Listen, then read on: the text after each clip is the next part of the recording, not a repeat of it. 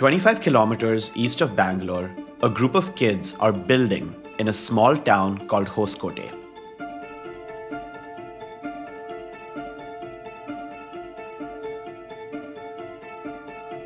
Like the biggest core memory I have from my childhood is seeing planes and just being in awe. I've been building airplanes for like the last 11 years of my life. What would keep me awake is tinkering and trying to build more and more aircraft. So the result of that is this aircraft that basically never has to land.